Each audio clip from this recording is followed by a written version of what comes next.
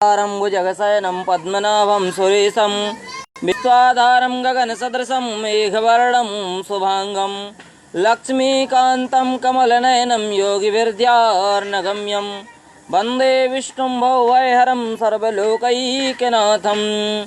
ओम सशंखचक्रं सकिरीटकुण्डलं सपीतवस्त्रं सरसीरुक्षणं सहारवक्षस्थलकौस्तवस्त्रियं नमामि विष्णुं शिरसा चतुर्भुजं नमामि विष्णुं शिरसा चतुर्भुजम्।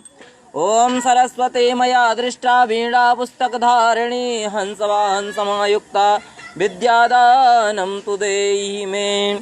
ओम श्री गणेशाय नमः। ओम श्री सरस्वत्यै नमः। ओम श्री मातृपितृचरणकमलेभ्यो नमः। ओम श्री गुरुचरणकमलेभ्यो नमः। नमो नमः।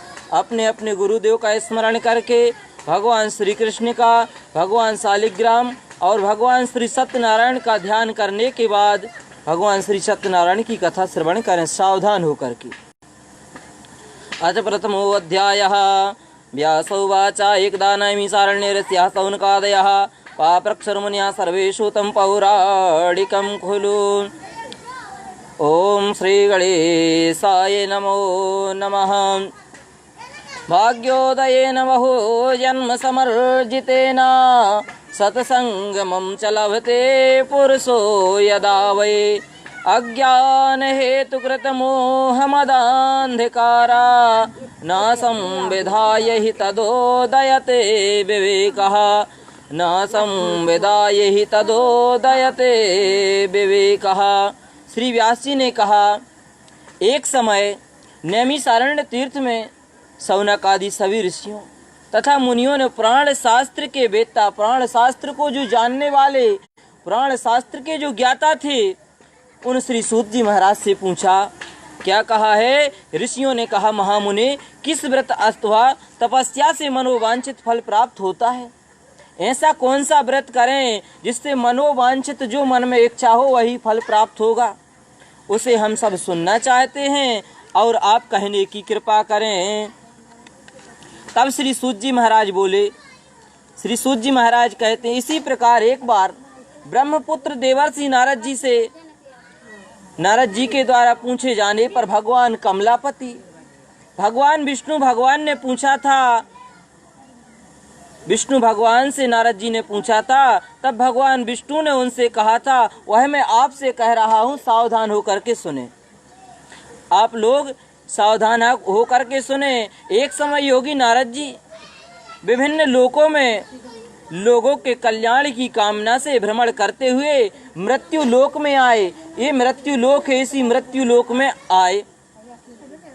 यहाँ आकर के उन्होंने अपने कर्म फल के अनुसार नाना योनियों में उत्पन्न विभिन्न प्रकार की योनियों में उत्पन्न प्राणियों को अनेक प्रकार के क्लेश दुख भोगते हुए देखा तथा किस उपाय से इनके दुखों का सुनिश्चित रूप से नाश हो सके, इनके दुखों का अंत हो सके, कष्टों का अंत हो सके, ऐसा मन में विचार करके वह सीधे सत्यपुर विष्णु लोक को गए। वहां पहुंचने के बाद क्या हुआ है? तत्र नारायणं देवं शुक्लवर्णं चतुर्भुजं शंख चक्र गदा पद्म वनमाला विभूषितं दृष्ट्वा तं देव देवे संस्तोतुं समुपचक्रमे। वहां जाकर के नारद जी ने क्या देखा? चार भुजाओं वाले विष्णु भगवान को शेष शैया पर लेटे हुए देखा और लक्ष्मी जी चरण दबा रही हैं। और विष्णु भगवान के चारों हाथों में क्या है? एक हाथ में शंख, दूसरे में चक्र, तीसरे में पद्म और चौथे में गदा। ऐसे भगवान विभूषित और गले में वनमाला। शुक्ल वर्ण श्वेत वर्ण है उनका। भगवान नारायण का दर्शन कर उन देवादिदेव की स्तुति करने लगे। और नारद जी ने स्तुति की है, आप और हम भी स्तुति करें, उस स्तुति को श्रवण करें।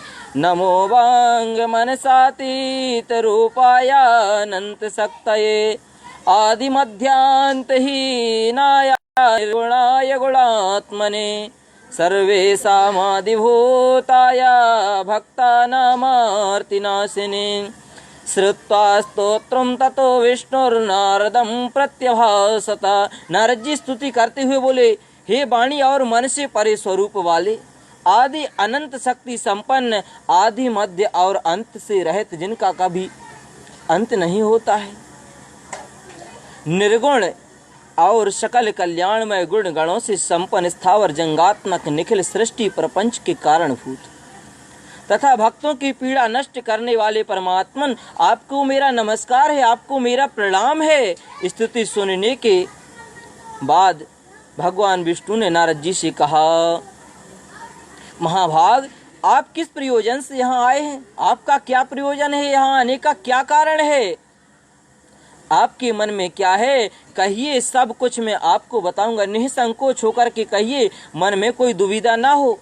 तब नारद जी कहते हैं, मर्त्य लोके जना सर्वे नाना क्लेश समन्विता, नाना योनिसमुत्पन्ना पच्यन्ते पाप कर्मभिः। तब नारद जी ने कहा, हे भगवान विष्णु कमलापति, मैं मृत्यु लोक में गया था। मृत्यु लोक इसी लोक का नाम है जिसमें अपन बैठ कर के कथा सुन रहे हैं। मृत्यु लोक क्यों नाम पड़ा? क्योंकि यहाँ जो आता है वो यहाँ ठहर के नहीं रहता, 7 दिनों के भीतर वो चला जाता है।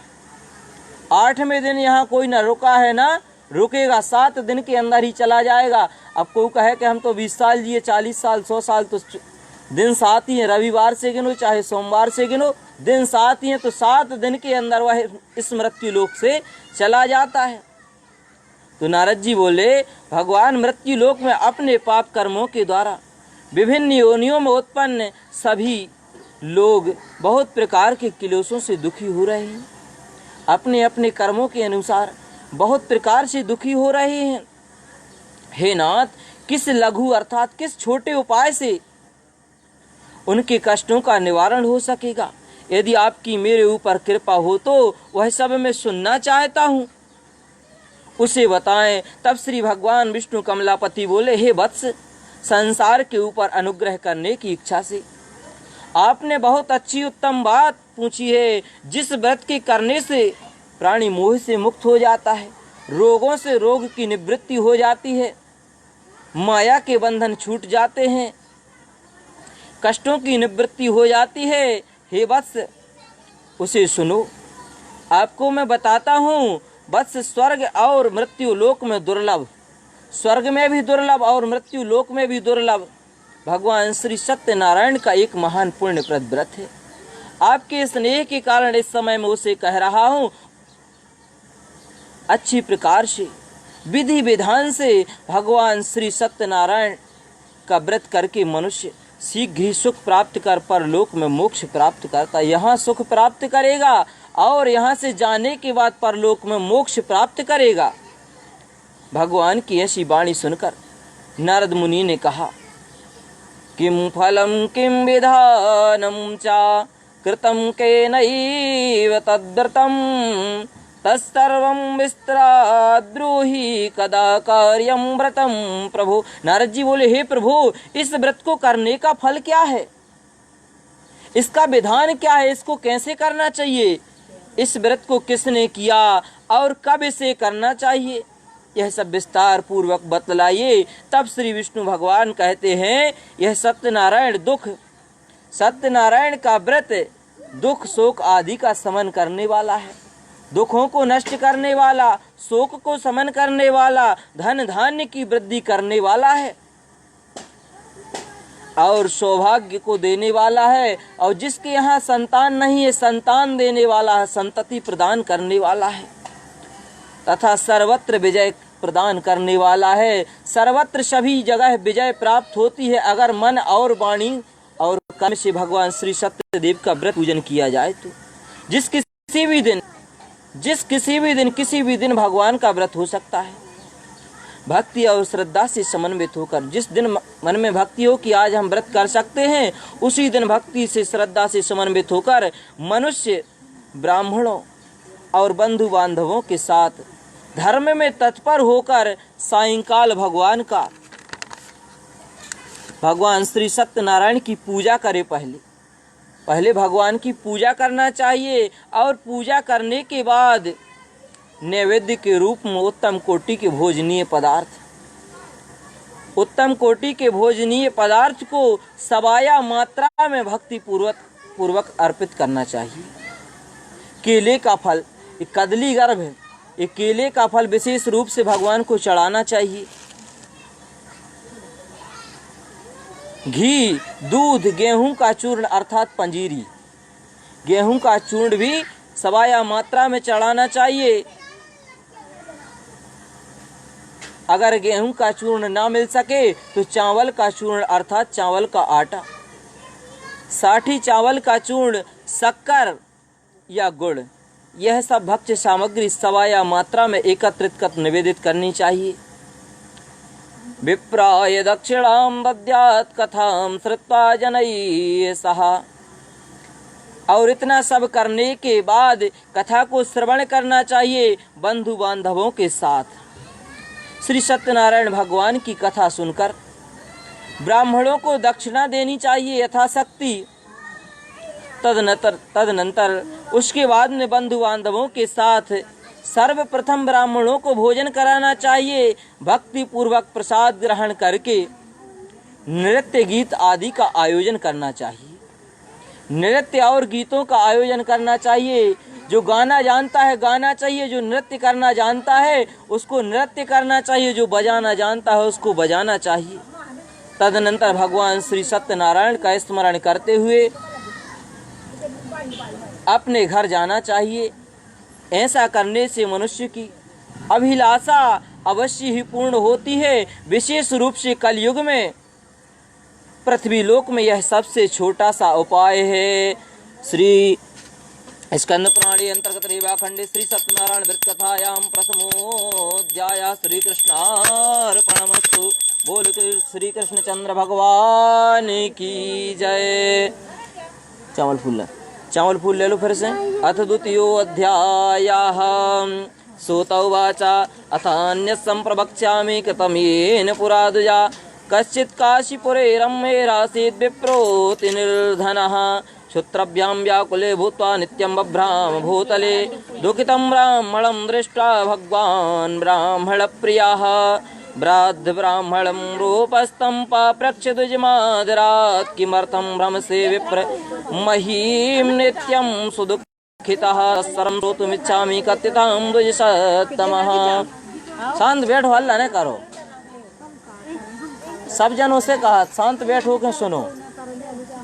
सावधानतया शृणु। श्री सूत जी महाराज बोले, हे दुजो, हे ब्राह्मणों, अब मैं पुनः पूर्व काल में, पहले काल में जिसने इस व्रत को किया है उसे भली भांति विस्तार पूर्वक कहूंगा, सावधान होकर के सुनना।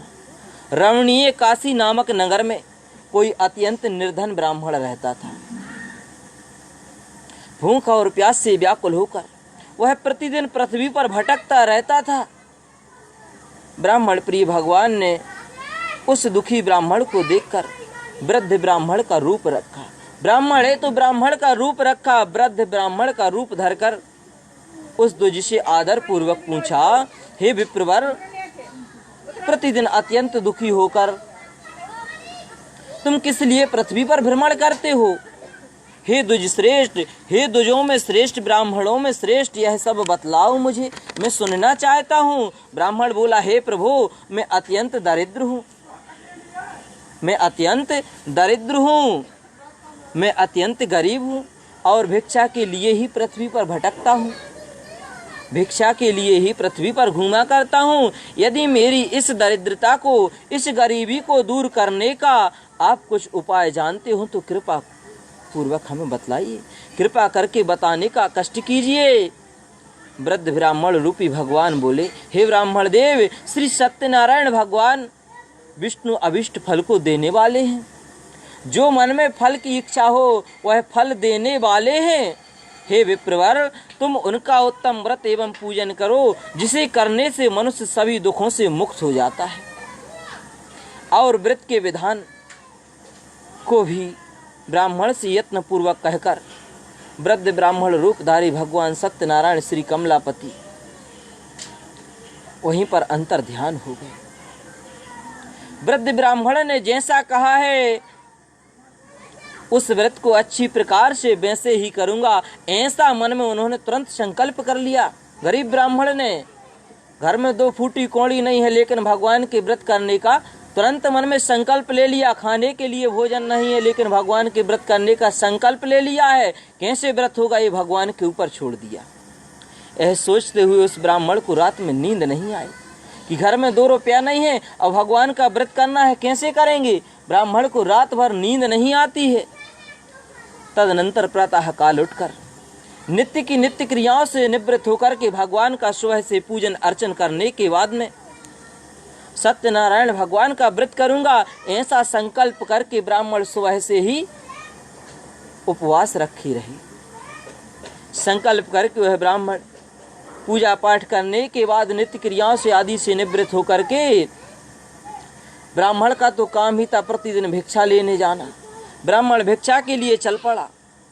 उस दिन ही ब्राह्मण को भिक्षा में भगवान श्री सत्यदेव की कृपा से उस दिन ब्राह्मण को भिक्षा में जो 4 जगह नहीं मिलता था, वह 10 घर में अन्न मिल गया। भिक्षा में अन्न के साथ में बहुत सा धन पैसा भी मिल गया। उसी धन से उसने बंधु बांधवों के साथ, अकेले नहीं, बंधु बांधवों और पारिवारिक जनों के साथ में भगवान श्री सत्यदेव का व्रत किया। इस व्रत के प्रभाव से वह श्रेष्ठ ब्राह्मण सभी दुखों से मुक्त होकर समस्त संपत्तियों से संपन्न हो गया। उसके घर में समस्त प्रकार की संपत्तियां हो गईं। उस दिन से लेकर प्रत्येक महीने उसने यह व्रत किया। इस प्रकार भगवान सत्यनारायण के इस व्रत को करके वह श्रेष्ठ ब्राह्मण सभी पापों से मुक्त हो गया और उसने दुर्लभ मोक्ष पद प्राप्त किया। हे विप्र, पृथ्वी पर जब कोई भी मनुष्य श्री सत्यनारायण का व्रत करेगा, उसी समय उसके समस्त दुख नष्ट हो जाएंगे। हे ब्राह्मणों, इस प्रकार भगवान सत्यनारायण के व्रत का भगवान श्री विष्णु ने, नारायण ने नारद जी से बताया। नारद जी से जो कुछ कहा मैंने वह सब आप लोगों से कह दिया। भगवान कमलापति ने जो नारद जी से कहा था वह मैंने आप सब लोगों से कह दिया। आगे अब और क्या कहूँ। तब ऋषियों ने कहा, हे मुने, हे सूत जी महाराज, इस पृथ्वी पर उस ब्राह्मण से सुनने के बाद किसने इस व्रत को किया है। ब्राह्मण से सुनने के बाद किसी ने और तो किया होगा। इतना अभीष्ट फल देने वाला व्रत है, कोई तो किया होगा। वह हम सब लोग सुनना चाहते हैं। तब श्री सूत जी महाराज कहते हैं,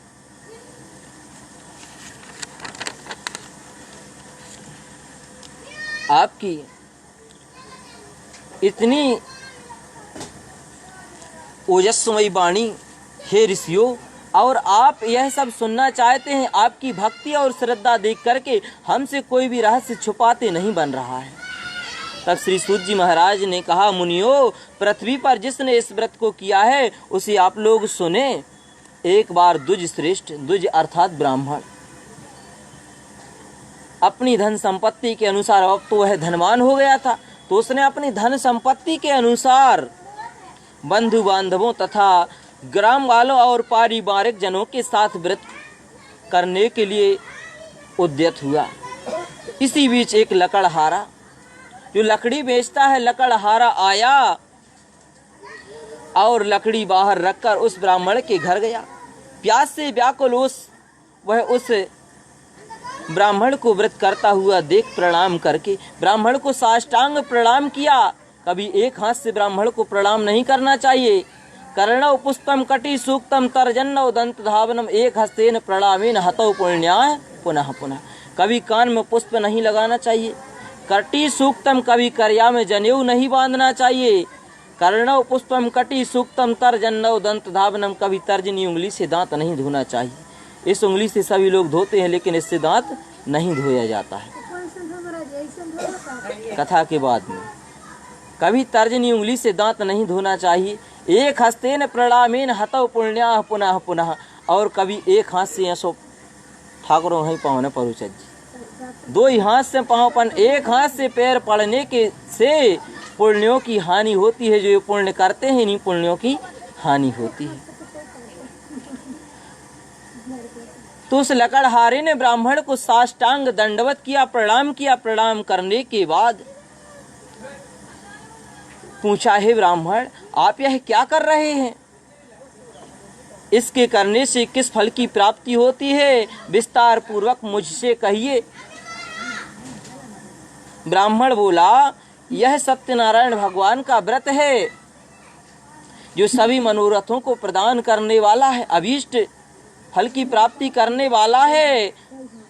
उसी के प्रभाव से मुझे यह सब महान धन धान्य की प्राप्ति हुई है। उसी के प्रभाव से मुझे यह सब धन धान्य की प्राप्ति हुई है, वरना मैं भी 4 दिन पहले मांगता था और कुछ नहीं था, दोपहर का भोजन नहीं था मेरे घर में। लेकिन भगवान श्री सत्यदेव की कृपा से आज देखो यह सब मेरे घर में धन धान्य आया हुआ है। तो लकड़हारा सोचने लगा और लकड़हारा वहां से जल पी करके प्रसाद पा करके वह नगर चला गया। सत्यदेव की कृपा से भगवान श्री सत्यनारायण के लिए सत्यनारायण का व्रत करूंगा ऐसा मन में संकल्प करके वह वहां से चला गया। और उसने क्या संकल्प किया है कि आज लकड़ी बेचने से जो धन पैसा मिलेगा इसी से मैं भगवान श्री सत्यदेव का व्रत करूंगा। लकड़ी बेचने से जो धन प्राप्त होगा, इस प्रकार मन में चिंतन करता हुआ लकड़ी को मस्तक पर रख करके वह नगर की ओर चला गया। उस सुंदर तदनंतर वह किस नगर में गया? जिस नगर में धन संपन्न लोग रहते थे। उस दिन उसने लकड़ी का 2 गुना मूल पाया। पहले 30 रुपये में बिकती थी तो 60 रुपया पाया। तदनंतर प्रसन्न हृदय होकर वह पके हुए केले का फल कच्चा नहीं, पके हुए केले का फल, शर्करा अर्थात शक्कर, घी, दूध, गेहूं का चूर्ण सवाया मात्रा में लेकर अपने घर गया। तत्पश्चात उसने अपने बंधु बांधवों को बुलाकर, ब्राह्मण को बुलाकर विधि विधान से भगवान श्री सत्यनारायण का व्रत किया। उस व्रत के प्रभाव से वह धन पुत्र से संपन्न हो गया और इस लोक में अनेक सुखों को उपभोग कर अंत में सत्यपुर वैकुंठ को चला गया। बोल श्री सत्यनारायण भगवान की जय। श्री स्कंद पुराणे रेवाखंडे श्री सत्यनारायण व्रत कथायां द्वितीयोऽध्याय। श्री कृष्णार्पणमस्तु। चावल फिर से स्मरण कर लो। अथ तृतीयोऽध्याय। सूत उवाच पुनरग्रे प्रवक्ष्यामि श्रद्धं मुनिसत्तम। पुराचोल्कामुखो नाम नृपश्चित्सायन् महामतिः जितेन्द्रिया सत्त्वाद्ययो देवालयं प्रति दिने दिने धनं दत्त्वा द्विजान् सन्तोष्यस्तुति। भार्यां तस्य प्रमुग्धा च सरोजवदना सती भद्रशीला नदी तीरे सत्यस्य व्रतमाचिरात्। श्री सूत जी महाराज बोले, हे श्रेष्ठ मुनियो, अब मैं पुनः आगे की कथा कहूँगा, आप लोग सावधान होकर के सुने।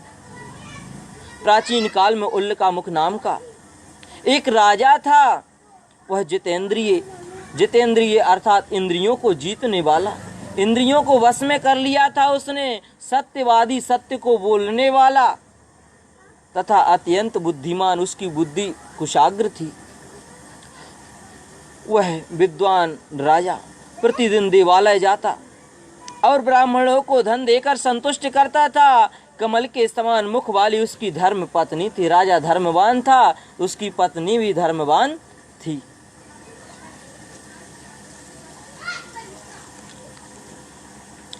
शील, विनय एवं सौंदर्य आदि गुणों से संपन्न तथा पति परायणा थी। पति के पारायण, जब पति परायण थी और जब पति भोजन कर ले तभी भोजन करती थी। अपने यहाँ जैसा नहीं कि पति परे हैं, पति घूमे कहीं हमें तो भूख लग आई, 4 रोटी खाई और राधे राधे।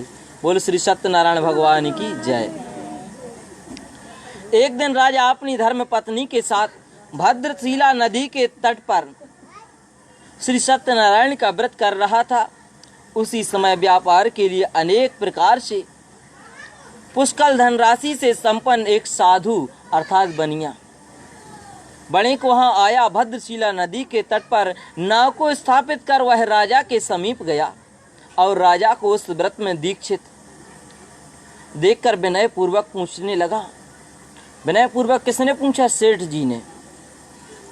साधुर्वाच किमिदं कुरुषे राजन् भक्तियुक्तेन चेतसा प्रकाशं कुरु तत्सर्वं श्रोतुमिच्छामि साम्प्रतं। साधु ने पूछा, आप किस भक्ति युक्त, आप भक्ति चित्त युक्त होकर के क्या कर रहे हैं? कृपया वह सब बतलाइए, इस समय मैं सुनना चाहता हूँ। तब राजा बोले, हे साधु, पुत्र आदि की प्राप्ति की कामना से, पुत्र आदि की प्राप्ति कामना से अपने बंधु बांधवों के साथ में अतुल तेज संपन्न भगवान श्री सत्यदेव का, भगवान श्री विष्णु का मैं व्रत पूजन कर रहा हूँ, कथा श्रवण करूंगा। जब इस प्रकार से राजा ने कहा तो राजा की बात सुनकर के साधु ने आदर पूर्वक कहा, राजन, इस विषय में आप मुझे सब कुछ विस्तार से बतलाइए। आपके कथनानुसार मैं इस व्रत पूजन को करूंगा। मेरे घर में भी संतति नहीं है, मेरी शादी हुए बहुत दिन हो गए, लेकिन मेरे घर में भी संतान नहीं है, न लड़का है न लड़की है। इससे अवश्य ही संतति प्राप्त होगी। बार बार पूछा। ऐसा विचार कर वह व्यापार से निवृत्त हो आनंद पूर्वक अपने घर गया। उसने अपनी भार्या अर्थात पत्नी से संतति प्रदान करने वाले इस व्रत को विस्तार पूर्वक बताया। थोड़ा सेठ जी साधु कंजूस प्रवृत्ति के थे, तो उन्होंने कहा कि अभी व्यर्थ में धन खर्च करने से क्या फायदा, जब संतति हो जाएगी, जब संतान हो जाएगी तब कथा कर लेंगे। जब मुझे संतान की प्राप्ति होगी तभी इस व्रत को कर लेंगे। इस प्रकार से उस साधु ने अपनी भार्या लीलावती से कहा। एक दिन उसकी लीलावती नाम की सती साध्वी भार्या पति के साथ आनंद चित्त ऋतुकालीन होकर के धर्माचरण में प्रवृत्त हुई और भगवान श्री सत्यनारायण की कृपा से उसकी भार्या गर्भिणी हो गई। बोल श्री सत्यदेव भगवान की जय। गर्भिणी हो गई, उसके गर्भ में शिशु आ गया और 10वें महीने में उसके गर्भ से कन्या रत्न की प्राप्ति होती है। कन्या रत्न की उत्पत्ति हुई और वह शुक्ल पक्ष के चंद्रमा की भांति, शुक्ल पक्ष में चंद्रमा किस प्रकार से बढ़ता है और पूर्णिमा को देखो कितना शोभायमान हो जाता है, जो आज होगा शाम को चंद्रमा देखना कितना शोभायमान होगा। इसी तरीके से शुक्ल पक्ष के चंद्रमा की भांति वह कन्या दिनों दिन बढ़ने लगी। उस कन्या का नाम कलावती रख दिया, क्योंकि चंद्रमा की कलाओं की तरह बढ़ रही थी तो उसका नाम कलावती रख दिया। इसके बाद एक दिन लीलावती ने अपने स्वामी से कहा मधुर वाणी में, आप पूर्व के संकल्प में हैं, आपने संकल्प लिया था कि जब अपने यहाँ संतान हो जाएगी तब मैं इस व्रत को करूंगा। श्री सत्यनारायण के व्रत को आप क्यों नहीं कर रहे हैं? जैसे ही लीलावती ने कहा तो साधु बोला, प्रिय, अभी इसके जन्मोत्सव मनाने में बहुत सा धन खर्च हो गया है। इसका जन्मोत्सव मनाने में, नामकरण संस्कार कराने में बहुत सा धन खर्च हो गया है। प्रिय, इसके विवाह के समय कर लेंगे, अब काहे को धन खर्च करें? अभी रिश्तेदारों को बुलाना पड़ेगा, बंधु बांधवों को बुलाना पड़ेगा, क्योंकि अकेले करना नहीं है, गांव वालों को जोड़ना पड़ेगा, बहुत सा धन खर्च होगा, अभी नहीं, इसके विवाह के समय कर लेंगे। इस प्रकार अपनी पत्नी को समझा दिया। उदम न करो, शांत बैठो। इस प्रकार अपनी पत्नी से समझा दिया। आश्वस्त कर व्यापार करने के लिए नगर की ओर चला। इधर कन्या कलावती पिता के घर में शुक्ल पक्ष के चंद्रमा की कलाओं की भांति बढ़ने लगी। इधर कन्या धीरे धीरे बढ़ने लगी। तदनंतर धर्मज्ञ साधु ने नगर में सखियों के साथ अपनी कन्या को क्रीड़ा करते हुए देखा, खेलते हुए देखा। कन्या को जब खेलते हुए देखा, जब पिता देखता है कि हमारी कन्या बड़ी हो गई है, तब उसको चिंता होने लगती है कि इसका विवाह ठीक से सुनिश्चित रूप से घर भर और कुल तीनों मिल जाएं तो हम सुखी रहेंगे और हमारी कन्या भी सुखी रहेगी। साधु ने देखा कि हमारी कन्या विवाह योग्य हो चुकी है, और ऐसा देख करके आपस में मंत्रणा करके कन्या के विवाह के लिए श्रेष्ठ वर का अन्वेषण करो। ऐसा मंत्रियों से दूत से कह करके शीघ्र ही उसे भेज दिया, दूत को भेज दिया कि जाकर के शीघ्र इसके वर का अन्वेषण करो। उसकी आज्ञा, राजा की आज्ञा प्राप्त करके दूत कांचनपुर नामक नगर में गया और वहाँ एक बणिक का पुत्र, वहाँ बणिक अर्थात साधु सेठ जी का ही पुत्र लेकर के आया।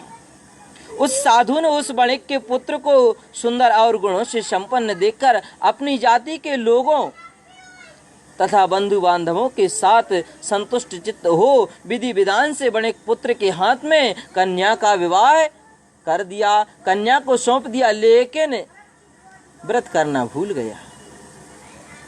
उस समय भी वह साधु बणिक दुर्भाग्यवश भगवान श्री सत्यदेव का व्रत करना भूल गया। पूर्व संकल्प के अनुसार विवाह के समय में व्रत न करने के कारण कमलापति भगवान श्री सत्यदेव उस पर रुष्ट हो गए कि तुम बार बार संकल्प करता है। पहले तूने संकल्प लिया कि मैं व्रत करूंगा, फिर संकल्प लिया कि मैं व्रत कन्या जन्म हो जाने के बाद करूंगा, फिर भी नहीं किया, फिर बोला कि मैं इसके विवाह में करूंगा, लेकिन विवाह में भी नहीं किया। बार बार संकल्प करता है और भूल जाता है। इस प्रकार से भगवान उस पर रुष्ट हो गए। कुछ समय के पश्चात अपने व्यापार में कुशल वह बणिक काल की प्रेरणा से अभी अकेला था, अब अपने दामाद के साथ व्यापार करने लगा। ससुर दामाद दोनों व्यापार करने के लिए समुद्र के समीप स्थित रत्नसारपुर नामक नगर में गए। रत्नसारपुर अर्थात बम्बई, आज के समय बम्बई और उस समय पर उस गांव का नाम था, उस नगर का नाम रत्नसारपुर था। और अपने श्री संपन्न दामाद के साथ वहाँ व्यापार करने लगा। तदनंतर वे दोनों राजा चंद्रकेतु के रमणीय उस नगर में गए। उसी समय भगवान श्री सत्यनारायण ने उसे भ्रष्ट प्रतिज्ञ देखा कि यह तो बार बार प्रतिज्ञा करता है और भूल जाता है, भ्रष्ट है। इसे दारुण कठिन और महान दुख प्राप्त होगा, ऐसा श्राप दे दिया। एक दिन एक चोर राजा चंद्रकेतु के धन को चुराकर वहीं आया जहां दोनों बणिक पुत्र स्थित थे, बैठे हुए थे। वह अपने पीछे दौड़ते हुए दूतों को, वह दो चोर जो धन चुरा कर के आ रहे थे राजा चंद्रकेतु का, उन्होंने देखा कि ये दो सो रहे हैं और हमारे पीछे सिपाही दौड़ रहे हैं। अगर हम पकड़े जाएंगे तो डंडा पड़ेंगे तो फिर बेइज्जती होगी, जेल में पेड़े जाएंगे। तो उन्होंने वो जो धन चुरा कर के लाए थे साधु और दामाद के पास में रख दिया और वह भाग गए। राजा के सिपाहियों ने देखा कि राजा का धन पड़ा है और दो लोग चुरा के लाए थे, दो लोग ये लेटे हुए हैं, धन चुरा कर के लाए और सो रहे हैं। तो उन्होंने देखा, वहां राजा ने धन को देखकर वे दूत उन दोनों बणिक पुत्रों को बांध करके लाए कि भाग ना जाएं। और हर्ष पूर्वक दौड़ते हुए राजा से बोले, प्रभु, हे राजन, हे स्वामी, हम दो चोर पकड़ लाए हैं, इन्हें देखकर कि आप आज्ञा दें, इनका क्या करना है। राजा से आज्ञा पाकर दोनों शीघ्र ही दृढ़ता पूर्वक बांधकर बिना विचार किए, राजा ने कोई विचार नहीं किया, भगवान श्री सत्यदेव की श्राप थी, राजा ने भी कोई विचार नहीं किया। और चंद्रकेतु ने कहा कि जाओ इन्हें महान कारागृह में डाल दो।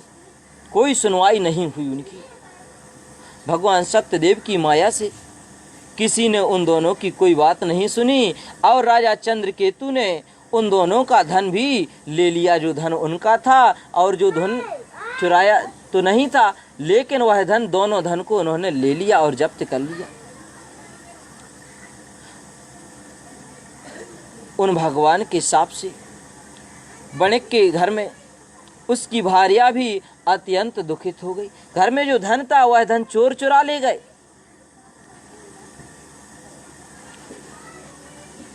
वह लीलावती शारीरिक तथा मानसिक पीड़ाओं से युक्त, भूख और प्यास से दुखी हो, अन्न की चिंता से दर दर भटकने लगी। बताओ, इतना धन संपन्न सेठ था, लेकिन श्राप के कारण उसकी पत्नी दर दर भटकने लगी, खाने के लिए कुछ नहीं बचा,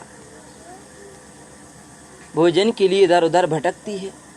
एक दिन क्षुधा से पीड़ित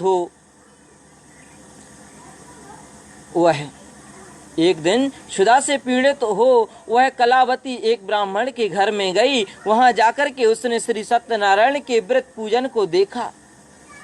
वहां बैठकर के उसने कथा सुनी और वरदान मांगा। तदनंतर प्रसाद ग्रहण करके वह कुछ रात होने पर घर आई। मातां कलावतीं कन्यां कथायामास प्रेमतः।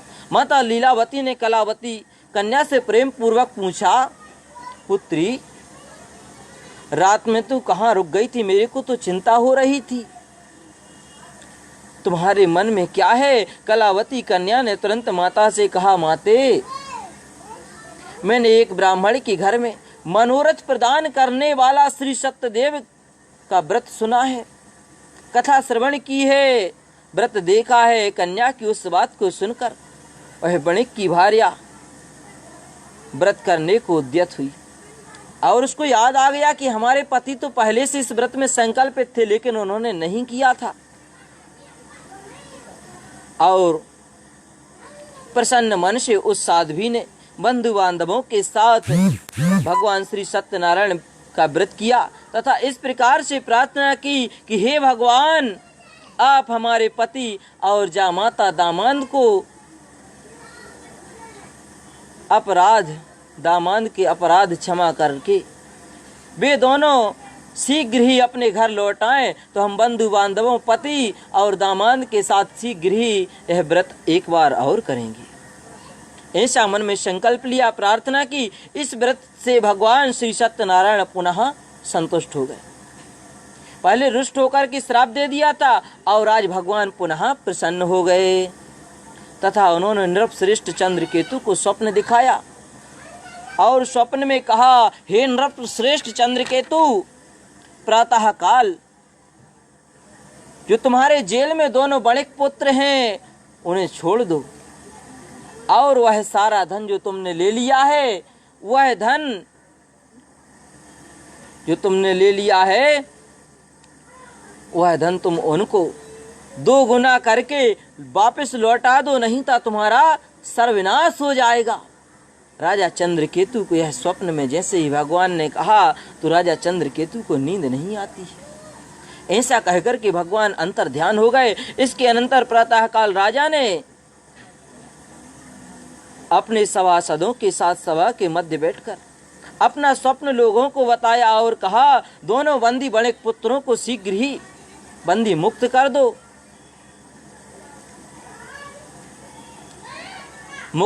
राजा की ऐसी बात सुनकर वे राजपुरुष दोनों महाजनों को बंधन मुक्त करके राजा के सामने ला करके विनय पूर्वक बोले, महाराज, बेड़ी बंधन से मुक्त करके दोनों बणिक पुत्र लाए गए हैं। इसके बाद दोनों महाजन बणिक पुत्र नृपश्रेष्ठ चंद्रकेतु को प्रणाम करके अपने पूर्व वृत्तांत का स्मरण करते हुए भया विह्वल हो गए और कुछ बोल ना सके। राजा ने बणिक पुत्रों को देखकर आदर पूर्वक कहा, आप लोगों को प्रारब्धवश महान दुख, प्रारब्धवश भगवान के श्राप के कारण महान दुख प्राप्त हुआ है। इस समय अब कोई भय नहीं है। ऐसा कहकर उनकी बेड़ी खुलवाकर क्षौर कर्म किया, क्योंकि जेल में गए हैं तो क्षौर कर्म उनका मुंडन करवा दिया। जेल से आने के बाद यहाँ भी कहते हैं कि गंगा स्नान कर आओ, मुड़िया हो जाओ, तो राजा ने उनका वह कार्य वहीं पर करवा दिया। राजा ने उन्हें नए वस्त्र दिए, अलंकार दिए, मालाएं दी और दे करके उन दोनों बड़े पुत्रों को संतुष्ट किया तथा सामने बुलाकर वाणी द्वारा अत्यधिक आनंदित किया। पहले जो धन लिया था उसे दूना करके, जो धन लिया था उसको दूना करके वापस कर दिया। अब आप अपने घर को जाएं, ऐसा राजा ने आदेश दिया। राजा को प्रणाम करके, आपकी कृपा से हम जा रहे हैं, ऐसा कहकर उन दोनों महावेश्यों ने अपने घर की ओर प्रस्थान किया। श्री स्कंद पुराणे रेवाखंडे श्री सत्यनारायण वृत्तखंड तृतीयोध्याय श्री कृष्णार्पणमस्तु। बोल श्री सत्यदेव भगवान की जय। अथ चतुर्थो अध्यायः। सूतोवाच यात्रां तु कृतवान् साधुर्मङ्गलायन पूर्विकां ब्राह्मणेभ्यो धनं दत्ता तदा तु नगरं ययौ। श्री सूत जी महाराज कहते हैं, ऋषियों, वह बणिक मंगलाचरण कर और ब्राह्मणों को धन देकर अपने नगर के लिए चल पड़ा। साधु की कुछ दूर जाने पर भगवान श्री सत्यनारायण उसकी सत्यता की परीक्षा के विषय में सोचने लगी कि इसकी परीक्षा तो ली जाए। इतना श्राप पा चुका है, इतना कारागार भोग चुका है, निर्धन हो चुका था, अब पुनः धनवान हो चुका है, इसकी परीक्षा तो ली जाए कि इसके मन में अभी भी कपट है। क्योंकि भगवान कहते हैं, मुझे कपट छल छिद्र नहीं भाता है। निर्मल मन जन सो मोहि पावा, मोहि कपट छल छिद्र न भावा। जिज्ञासा हुई और भगवान चल पड़े और साधु से पूछा, तुम्हारी नाव में क्या है? तब धन के मद में चूर दोनों महाजनों ने अवहेलना पूर्वक हंसते हुए कहा, हे ब्राह्मण, हमारी नाव में क्या हो सकता है? हम सेठ हैं, हमारी नाव में क्या हो सकता है? हमारी नाव में लत्ता पत्ता मिर्च मसाले ही है, और हमारी नाव में क्या हो सकता है? हमारी नाव में मिर्च मसाले के अलावा कुछ नहीं है। उन दोनों बड़े पुत्रों ने झूठ बोल दिया। ऐसे निष्ठुर वचन सुनकर भगवान ने कहा, तुम्हारी बात सच हो। भगवान कमलापति सत्यदेव ने कहा, तुमने कहा हमारी नाव में लत्ता पत्ता मिर्च मसाले ही हैं, तो सत्यदेव ने कहा, तुम्हारी बात सच हो, मिर्च मसाले ही हो। ऐसा कह के दंडी सन्यासी का रूप धारण किए हुए भगवान कुछ दूर जाकर के समुद्र के समीप बैठ गए। गते दंडिनी साधुश्चा कृतनेत्र क्रियास्तदा उत्थितां तरणीं दृष्ट्वा विस्मयं परमय्ययौ। दंडी के चले जाने पर नित्य क्रिया करने के पश्चात उतराई हुई जल में ऊपर की ओर उठी हुई नौका को देखकर के साधु बणिक अत्यंत आश्चर्य में पड़ गया कि अभी तो नाव दबी हुई चल रही थी, क्योंकि नाव में सोना चांदी भरा हुआ था। तो नाव में जब वजन हो तो नाव दब करके चलती है, और मिर्च मसाले धर दो तो ऊपर उठ के तो चल ही पत्ता धरी का। ऐसे आश्चर्य में पड़ गया कि इस नाव में क्या हो गया है। और नाव में जैसे ही उसने अपनी पुटरियों को खोल के देखा तो सोने चांदी की जगह पर मिर्च मसाले दिखे, पत्ते दिखे, गरम मसाले के पत्ते दिखे उसको। आदि को देख करके वह मूर्छित हो गया, वहीं बेहोश हो गया, पृथ्वी पर गिर पड़ा। सचेत होने पर बणिक पुत्र चिंतित हो गया। वह उसका दामाद चिंतित हो गया कि मेरे ससुर जी को क्या हो गया है अभी अभी। तब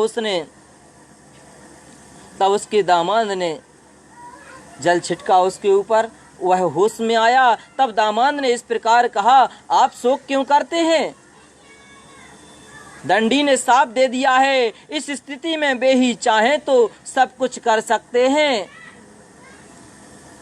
इसमें संशय नहीं है। अतः उन्हीं की शरण में हमें चलना पड़ेगा, हमें दंडी ब्राह्मण की शरण में ही जाना पड़ेगा, वही मन की इच्छा पूर्ण होगी हमारी। दामाद जामाता की बात सुनकर वह साधु बणिक उनके पास गया और वहां दंडी को देख करके उसने भक्ति पूर्वक उन्हें साष्टांग प्रणाम किया। आज साष्टांग दंड चरणों में गिर पड़ा। आदर पूर्वक उसने कहा, हे ब्राह्मण, मैंने आपसे झूठ बोला। आपके सम्मुख मैंने जो कुछ कहा वह असत्य भाषण था, वह बिल्कुल झूठ था। मैंने अपराध किया है आपका, आप मेरे उस अपराध को क्षमा करें। ऐसा कहकर बारंबार प्रणाम करके वह महान शोक से आकुल हो गया। दंडी ने उसे रोता हुआ देख करके कहा, हे मूर्ख, रो मत, मेरी बात सुनो। मेरी पूजा से उदासीन होने के कारण तथा मेरी आज्ञा से ही तुमने बारंबार दुख पाया है, क्योंकि तुम बार बार भ्रष्ट प्रतिज्ञ हुए। तुमने प्रतिज्ञा की और व्रत नहीं किया, प्रतिज्ञा की और व्रत नहीं किया। भगवान की ऐसी वाणी सुनकर वह उनकी स्तुति करने लगा। स्तुति करता है, साधुर्वाचा तन्माया मोहिता सर्वे ब्रह्माद्यास्त्रिदिवोकसः न जानन्ति गुणान् रूपं तवाश्चर्यमिदं प्रभो। उसने स्तुति किया और कहा, हे प्रभु, देवता भी आपके गुणों और रूप को यथावत रूप से नहीं जान पाते हैं। देवता भी आपके रूप को नहीं पहचान सकते, फिर तो मैं मनुष्य हूँ। फिर मैं मूर्ख आपकी माया से मोहित होने के कारण कैसे जान सकता हूँ? आप प्रसन्न हो, मैं अपनी धन संपत्ति के अनुसार आपकी पूजा करूँगा। पुनः साधु ने प्रतिज्ञा की कि मैं अपने धन संपत्ति के अनुसार पूजन करूँगा। मैं आपकी शरण में आया हूँ। हे शरणागत वत्सल भगवान, दीनहीनों को शरण देने वाले मुझे भी शरण दीजिए। जो मेरा नौका में स्थित पुराना धन था, उसकी तथा मेरी रक्षा करें। उस वणिक की भक्ति युक्त वाणी सुनकर भगवान जनार्दन संतुष्ट हो गए। भगवान पुनः प्रसन्न हो गए। भगवान हरि ने उसे अभीष्ट वर प्रदान करके वहीं अंतर ध्यान हो गए। उसके बाद वह साधु अपनी नौका में चढ़ा और उसे धन धान्य से परिपूर्ण पुनः नाव में सब देखा। धन धान्य पुनः नाव में आ गया। भगवान श्री सत्यदेव की कृपा से हमारा मनोरथ सफल हो गया। ऐसा कहकर स्वजनों के साथ उसने भगवान की विधिवत पूजा की। भगवान श्री सत्यनारायण की कृपा से वह आनंद से परिपूर्ण हो गया और नाव को प्रयत्न पूर्वक संभाल कर उसने अपने देश के लिए प्रस्थान किया।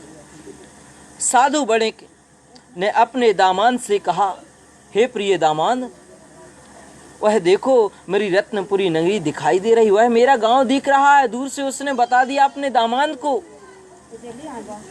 इसके बाद उसने अपने धन के रक्षक दूत को अपने आगमन का समाचार देने के लिए कहा।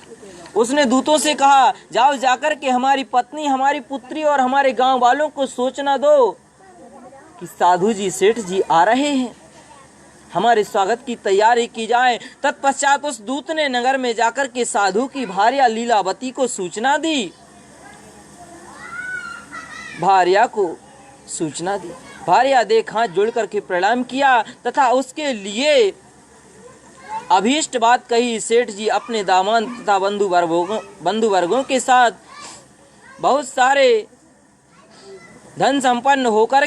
बहुत धन संपन्न होकर के नगर में आ रहे हैं,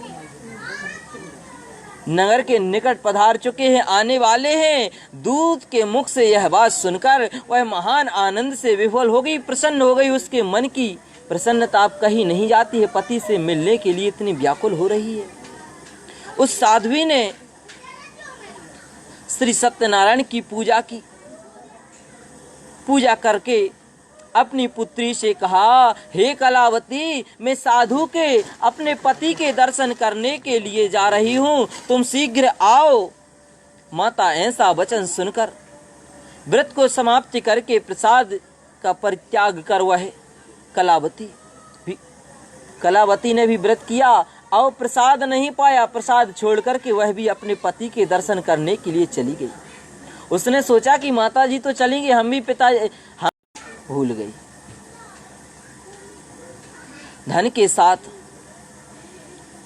पति जिस नाव में बैठा था, इससे दर्शन करने के लिए गई। इससे भगवान सत्यदेव रुष्ट हो गए कि तूने व्रत किया, संकल्प किया था और आज तू प्रसाद छोड़ करके चली गई। और भगवान आज पुनः रुष्ट हो गए और उन्होंने उसके पति को तथा नौका को धन के साथ हरण करके जल में डुबो दिया। ततः कलावती कन्या न विलोक निजम पतिम। इसके बाद कलावती कन्या अपने पति को न देख महान शोक से रुदन करती हुई पृथ्वी पर गिर पड़ी।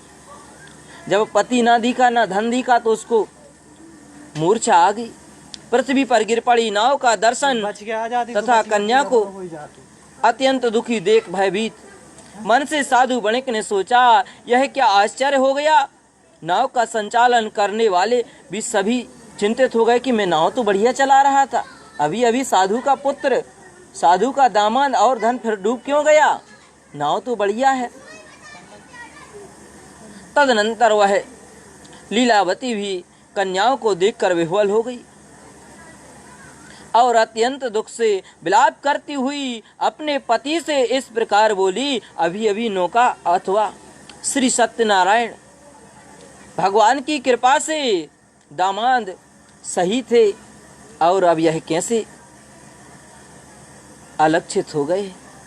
न जाने किस देवता की उपेक्षा से वह नौका हरण कर ली गई, अथवा श्री सत्यनारायण का महात्म्य कौन जान सकता है। उनके महात्म्य को कौन जान सकता है, जिनके महात्म्य को देवता लोग भी नहीं जान सकते, फिर हम तो तुच्छ प्राणी, हम तो तुच्छ मनुष्य कैसे जान सकते हैं। ऐसा कहकर वह स्वजनों के साथ विलाप करने लगी और कलावती कन्या को गोद में लेकर के रोने लगी। माता अपनी पुत्री को गोद में लेकर के रुदन करने लगी। रोती हुई कहती है, कलावती कन्या भी अपने पति के नष्ट हो जाने पर दुखी हो गई और पति की पादुका लेकर उनका अनुगमन करने के लिए उसने मन में निश्चय किया। कन्या के इस प्रकार आचरण को देख भार्या सहित वह धर्मज्ञ साधु बणिक अत्यंत शोक संतप्त हो गया और सोचने लगा, या तो भगवान सत्यनारायण ने यह हमारे दामाद और धन के साथ किया है, धन का अपहरण किया है, अथवा हम सभी भगवान सत्यदेव की माया से मोहित हो चुके हैं। अपनी धन शक्ति के अनुसार मैं भगवान श्री सत्यनारायण की पूजा करूंगा। सभी को बुलाकर इस प्रकार कहकर उसने अपने मन की इच्छा प्रकट की और बारंबार भगवान श्री सत्यदेव को दंडवत प्रणाम किया। इससे दीनों के परिपालक भगवान कमलापति पुनः प्रसन्न हो गए। भक्त वत्सल भगवान ने कृपा पूर्वक कहा, तुम्हारी कन्या ने व्रत किया है लेकिन प्रसाद छोड़ दिया है, उसी के प्रभाव से यह अपने पति के दर्शन नहीं कर सकी। निश्चय ही इसी कारण उसका पति अदृश्य हो गया है। यदि यह घर जाकर के प्रसाद ग्रहण करे और भक्ति चित्त होकर के पुनः आए तो इसके पति का दर्शन हो जाएगा, इसमें कोई संशय नहीं है। कन्या कलावती भी आकाश मंडल से ऐसी आकाशवाणी सुनने के बाद शीघ्र ही घर को गई और उसने प्रसाद ग्रहण किया। पुनः आकर के स्वजनों तथा अपने पति को देखा। तब कलावती कन्या ने अपने पिता से कहा, अब तो घर चलें, विलंब न करिए। अब विलंब क्यों कर रहे हैं। कन्या की यह बात सुनकर बणिक पुत्र संतुष्ट हो गया और विधि विधान से भगवान श्री सत्यनारायण का पूजन करके धन धान्य तथा बंधु बांधवों के साथ अपनी धन संपत्ति के अनुसार घर जाकर के उसने यह व्रत किया और सभी ग्राम वालों को और पूरा पड़ोस वालों को, बंधु बांधवों, रिश्तेदारों के साथ व्रत किया। तदनंतर उसके बाद वह साधु पूर्णिमा तथा संक्रांति पर्वों पर, हर पूर्णिमा साल में 12 पूर्णिमा आती हैं, 12 पूर्णिमाओं को वह यह व्रत को करने लगा तथा संक्रांति पर्वों पर भगवान श्री सत्यदेव का पूजन करते हुए इस लोक में सुख होकर अंत में सत्यपुर वैकुंठ लोक को चला गया। श्री स्कंद पुराणे अंतर्गत रेवाखंड श्री सत्यनारायण व्रत कथा चतुर्थो अध्याय। श्री सत्यनारायण प्रणमस्तु। श्री कृष्ण अर्पणमस्तु। बोल श्री कृष्ण चंद्र कन्हैया लाल की जय। अथ पंचमोऽध्यायः। अथ स्तुत उवाच तान्य संप्रवक्ष्यामि शृणुध्वं मुनिसत्तमा। आसीत् तुंगध्वजो राजा प्रजापालन तत्परः। श्री सूत जी महाराज बोले, हे मुनियों, हे श्रेष्ठ मुनियों, अब इसके बाद में दूसरी कथा कहूंगा, आप लोग सावधान होकर के सुने। श्री सूत जी महाराज बार बार ऋषियों को सावधान कर रहे हैं, क्योंकि 88,000 ऋषि बैठे हैं इसी तरीके से बीच बीच में। तो भगवान श्री सूत जी महाराज बार बार सावधान करते हैं कि सावधान होकर के सुनो। हर अध्याय में उन्होंने सावधान किया है और बीच बीच कथा में भी सावधान किया है कि आप लोग सावधान होकर के सुनो, अपनी प्रजा का पालन करने में तत्पर। तुंगध्वज नाम का एक राजा था, उसने सत्यदेव के प्रसाद का परित्याग करके दुख प्राप्त किया। सत्यदेव के प्रसाद को त्याग दिया। एक बार वह वन में जाकर ऋषियों ने कहा कि हे गुरुजी, प्रसाद का त्याग कैसे किया, किस प्रकार से उसने दुख पाया, यह सब विस्तार पूर्वक बताइए, मेरी समझ में नहीं आया है। तब श्री सूत जी महाराज कहते हैं, एक बार वह वन में जाकर और वहां बहुत से पशुओं को मारकर बट वृक्ष के नीचे आया। पशुओं को मारकर बट वृक्ष के नीचे, बट अर्थात बरिया के पेड़ के नीचे आया। वहां उसने देखा कि गोपगण ग्वाले बंधु बांधवों के साथ संतुष्ट होकर के, प्रसन्न होकर के भक्ति पूर्वक भगवान श्री सत्यदेव की पूजा कर रहे हैं, कथा श्रवण की है। राजा यह देखकर भी अहंकार बस ना तो वहां गया और ना ही उसने भगवान श्री सत्यनारायण को प्रणाम किया, ना ही ब्राह्मण को प्रणाम किया। इसके बाद पूजन के अनंतर सभी गोपगणों ने सोचा यह हमारे राजा हैं, इन्होंने सोचा होगा क्यों जाएं हम बगैर बुलाए, लेकिन गोपगणों ने सोचा कि चलो इनको प्रसाद ही दे आते हैं। और राजा के समीप रहकर वहां से प्रसाद लेकर के गए और भगवान का प्रसाद दिया। लेकिन इधर राजा को घमंड था, तो राजा ने उस प्रसाद का भी परित्याग कर दिया। परित्याग करने से बहुत दुख पाया, बहुत क्लेश पाया। और घर जाकर के जैसे ही राजा ने देखा, उसका संपूर्ण धन धान एवं सभी 100 पुत्र थे उस राजा के। राजा तुंगध्वज के 100 पुत्र थे। घर जाकर के उसने देखा तो 100 के 100 पुत्र नष्ट हो गए। राजा ने घर में जाकर के देखा जो धन धान्य था वह सब चोरी हो गया। महल में जो भी सजावट थी वह बिखरी पड़ी हुई है। राजा ने मन में यह निश्चय किया कि अवश्य ही भगवान श्री सत्यनारायण ने हमारा नाश कर दिया है, क्योंकि हमने उनके प्रसाद की अवहेलना की है, प्रसाद को त्यागा है। इसीलिए मुझे वहीं जाना चाहिए जहां श्री सत्यनारायण का पूजन हो रहा था। ऐसा मन में निश्चय करके वह राजा गोपगणों के समीप गया। मनाए खीर ने खाई और यूठी पातर। पहले गोपगणों ने मनाया लेकिन नहीं खाया और वह फिर वहां आते हैं और उसने गोपगणों के साथ भक्ति श्रद्धा से युक्त होकर विधि पूर्वक भगवान श्री सत्यदेव की पुनः पूजा की और कथा श्रवण की।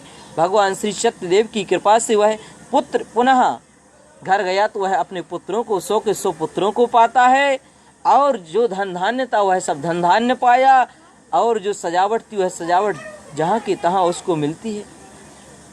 पुत्रों से संपन्न हो गया तथा इस लोक में सभी सुखों को उपभोग किया और अंत में सत्यपुर वैकुंठ लोक को प्राप्त हुआ। श्री सूत जी महाराज कहते हैं, सौनक आदि ऋषियों, जो व्यक्ति इस परम दुर्लभ श्री सत्यनारायण के व्रत को करता है और पुण्यमय तथा फलदायिनी भगवान की कथा को भक्ति युक्त होकर के श्रवण करता है, सुनता है, जो कथा को सुनाता है, उसे भगवान श्री सत्यनारायण की कृपा से धन धान्य की प्राप्ति होती है। जिसके घर में संतान नहीं है, संतान की प्राप्ति होती है। जो धन की कामना से कथा श्रवण करते हैं उनको उनके घर में धन धान्य की प्राप्ति होती है। दरिद्र धनवान हो जाता है, बंधन में पड़ा हुआ बंधन से मुक्त हो जाता है और डरा हुआ भय से मुक्त हो जाता है। जिसको डर लगता है वह भय से मुक्त हो जाता है। यह सत्य बात है, इसमें कोई संशय नहीं है। इस लोक में वह सभी ईप्सित फलों का भोग करके अंत में सत्यपुर वैकुंठ लोक को चला जाता है। हे ब्राह्मणों, इस प्रकार मैंने आप लोगों से भगवान श्री सत्यनारायण के व्रत को कहा। जिसे करके मनुष्य सभी दुखों से मुक्त हो जाता है। या इदं पठते नित्यं शृणोति मुनिसत्तमा तस्य नश्यन्ति पापानि सत्यदेव प्रसादतः। कलयुग में तो भगवान श्री सत्यदेव की पूजा विशेष फल प्रदान करने वाली है, विशेष फल प्रदान करने वाली, क्योंकि कोई बड़ा अनुष्ठान कराओ तो बहुत सा धन खर्च हो जाता है, कोई बड़ी पूजा कराओ तो बहुत धन खर्च हो जाता है, लेकिन भगवान श्री सत्यदेव, भगवान श्री विष्णु भगवान की पूजा कम धन में और हो जाती है। भगवान विष्णु को ही कुछ लोग काल कहते हैं, कुछ लोग ईश कहते हैं, कुछ लोग सत्य कहते हैं, कोई सत्यदेव तथा दूसरे लोग सत्यनारायण नाम से कहेंगे। अनेक रूप धारण करके भगवान सत्यनारायण सभी का मनोरथ सिद्ध करते हैं। कलयुग में तो सनातन भगवान विष्णु ही सत्यव्रत रूप धारण करके सभी का मनोरथ पूर्ण करते हैं, पूर्ण करने वाले हैं। हे श्रेष्ठ मुनियों, जो व्यक्ति नित्य भगवान श्री सत्यदेव की इस व्रत कथा को पढ़ता है, श्रवण करता है, सुनता है, सुनाता है, भगवान श्री सत्यनारायण की कृपा से उसके सभी पाप नष्ट हो जाते हैं। हे मुनीश्वरों, हे ऋषियों, पूर्व काल में जिन लोगों ने भगवान श्री सत्यनारायण का व्रत किया था, उनके अगले जन्म का वृत्तांत कहता हूँ। वह अगले जन्म में क्या हुए, वह आप लोग सावधान होकर के सुने। तुंगध्वजो महाराजा स्वयंभुवो भवत्किला सर्वान् भागवतान् कृत्वा श्रीवैकुण्ठं तदागमत् भूत्वा गोपाश्च ते सर्वे ब्रजमण्डलवासिनः निहत्य राक्षसान् सर्वान् गोलोकं तु तदा ययुः। महान प्रज्ञा संपन्न सतानंद नाम के जो ब्राह्मण थे, सत्यनारायण का व्रत करने के प्रभाव से धन धान्य संपन्न हो चुके थे, इस लोक में सुख भोगा और सत्यपुर वैकुंठ लोक को चले गए थे। वह दूसरे जन्म में सुदामा नाम के ब्राह्मण होते हैं, जो श्री कृष्ण के अत्यंत प्रिय सखा होते हैं, जिनकी पत्नी वसुंधरा को लक्ष्मी जी ने सौंदर्य का रूप दिया था और महान रूप दिया था, और श्री कृष्ण भगवान का ध्यान करके उन्होंने मोक्ष प्राप्त किया था। सुदामा जी ने लकड़हारा भिल्ल गुहों का राजा हुआ, लकड़हारा भिल्ल गुहों का राजा हुआ, और अगले जन्म में उसने भगवान श्री राम की सेवा करके मोक्ष पद को प्राप्त किया। महाराज उल्ल का मुख दूसरे जन्म में राजा दशरथ हुए, जिन्होंने श्री रंगनाथ की पूजा करके अंत में वैकुंठ प्राप्त किया। इसी प्रकार धार्मिक और सत्यव्रती साधु पिछले जन्म के सत्यव्रत के प्रभाव से दूसरे जन्म में मोरध्वज नाम के राजा हुए, मोरध्वज नाम के राजा हुए। मोरध्वज राजा की कहानी सभी जानते हैं।